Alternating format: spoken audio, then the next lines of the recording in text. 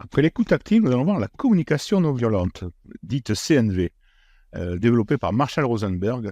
En fait, c'est une méthode de dialogue qui vise à créer des relations fondées sur l'empathie, la bienveillance et la clarté des besoins. Assertivité, présenter ses besoins sans entraîner de conflit, ou en tout cas avec le risque minimal d'entraîner un conflit.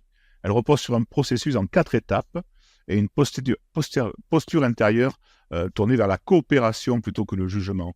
En fait, c'est un process de communication pour écouter l'autre sans violence verbale, ni émotionnelle, ni relationnelle.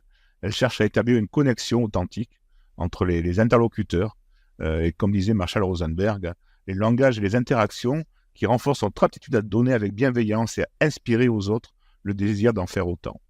Les caractéristiques, l'intention de connexion, l'empathie, la responsabilité émotionnelle, la clarté des besoins, la formulation constructive, c'est-à-dire il n'y a pas d'agression, l'autre ne se sent pas agressé, il comprend les besoins de l'autre, mais il ne se sent pas agressé dans cette compréhension.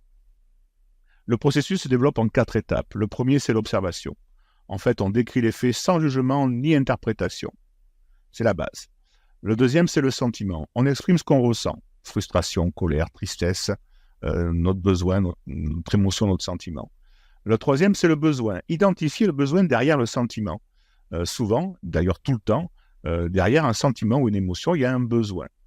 Et quatrièmement, c'est la demande. Donc, formuler cette demande de manière claire et réalisable, sans employer le tu, en présentant plutôt un jeu qui permet de prendre sur soi.